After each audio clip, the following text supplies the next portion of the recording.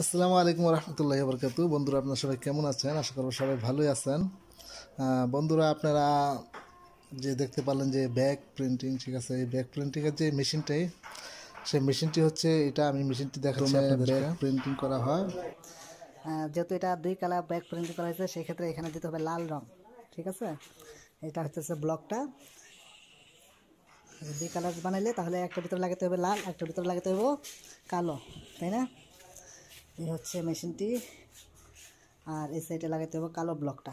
ঠিক আছে, এই যে এখানে ব্লকটা লাগাবো, আর ওই যে এই সাইডে লাগাবো লালটা, আর এই সাইডে যে এখানে রং দিয়ে দেবো। এখানে রং দিয়ে দিলেই এখান দিয়ে এটা ঘুরবে। আমি চালিয়ে দেখাবো, আমি এখন যেহেতু ব্যাক প্রিন্ট করবো, তাই না? আর হচ্ছে এখানে কন্ট্রোলার, ওখানে আছে কাউন্টিং মিটার, ঠিক আছে। আর যেহেতু এটা দুই কালার লাগাতে হবো, এই হচ্ছে ডাইসটা, এই ডাইসটা আমি কাটছি। এই যে দেখেন, আপনাদের কাটার দাগ অলরেডি আছে। এই যে কাটার, এই যে কাটা, যেহেতু এটা এই অংশটা কালো হবে, এই অংশটা কালো হবে, আর এই অংশটা লাল হবে। ঠিক আছে, তাহলে আমি এই সমস্ত কিছু সেটিং করার পরে আমি আবার ভিডিও চালু করে দেখাবো সব কিছু। এখন আমি তাহলে মেশিনটা সেটিং করে তারপর আবার ভিডিও দেবো। ওকে, আমি দুই সাইডে রং দিয়ে দিছি, আর ওই ডাইসটাও লাগিয়ে দিছি। এইটুক হবে কালো, হ্যাঁ, আর যেটা লাল হবে ওইটা ওইটার ভিতরে লাগিয়ে দিছি, ওই পিছেরটা। এই যে এখানে রঙও দিয়ে দিছি, আমি একটু ঘুরাই দেখাই।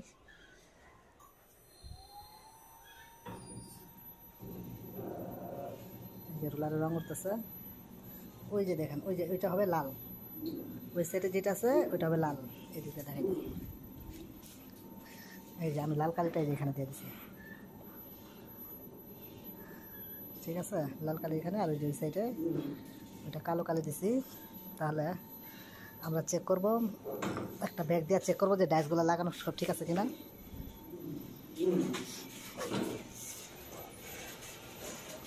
একটা ব্যাগ আমি দেওয়া চেক করতেছি যে এখান দিয়ে ব্যাগটা দিতে হবে মূলত। লালটা কালি পাইছে বরাবর, যে আমি ব্যাগটা দিয়ে দিচ্ছি, যে ব্যাগটা দিয়ে দিলাম সমান করি, জাস্ট চেক করার জন্য ব্যাগটা, যে আমার যে ডাইসটা লাগিয়েছি ডাইস ঠিক আছে কিনা।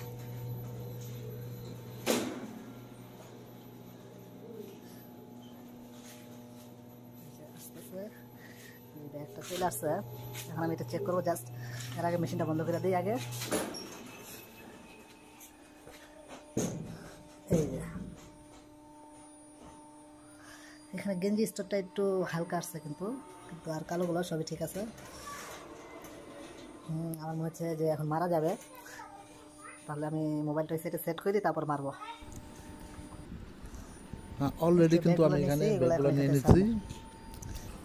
আর এখন মনে করেন যে আমি ব্যাগগুলোকে প্রিন্ট করে দিব, যার কারণে মনে করেন যে মেশিনটাকে আমি রানিং করে দিয়েছি অলরেডি। হ্যান্ডেলওয়ালা ব্যাগ যেহেতু, সেক্ষেত্রে দুইজন হলে ভালো হয় আর কি, যেন ব্যাগটাকে সহজে গুছাইতে পারে। একজন লোক সাথে থাকলে আপনার আর কি কাজের স্পিডটা আরও একটু বেড়ে যায়। ঠিক আছে, এটাই হলো কথা।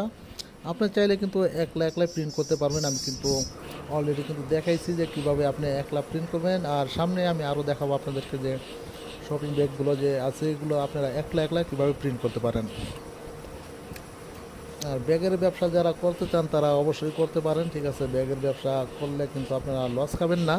তবে আপনাদের একটা জিনিস মাথায় রাখতে হবে, অবশ্যই টাকাটা কিন্তু যাদেরকেই ব্যাগ দেবেন টাকাটা কিন্তু আপনাকে বরাবরভাবে উঠিয়ে নিতে হবে। কারণ হচ্ছে যে ব্যাগ দেওয়ার পরে দোকানদাররা কিন্তু বরাবর টাকা দিতে চায় না। তার জন্যে আমি বলবো যে আপনারা বেশি বাকি দিবেন না। বাকি দিচ্ছেন তাহলে মনে করেন যে ব্যবসা ডুবে যাবে। আর বাকি অবশ্য দেওয়ার লাগে অল্প কিছু বাকি দিবেন, যেন মনে করেন যে তেমন একটা আহামারি একটা বাকি না দেওয়াটাই ভালো। ঠিক আছে, অল্প কিছু বাকি দিবেন, দেওয়ার পরে মনে করেন সেই দোকানটাকে রেগুলার রাখার জন্য আপনি অল্প কিছু বাকি দিলে দিতে পারেন। আর যদি আপনি মনে করেন যে আপনি যাকে ব্যাগটা দিতেছেন তার কাছে যদি আপনি টাকা উঠাইতে কোনো কষ্ট না হয়, তাহলে আপনি বাকি দিতে পারেন।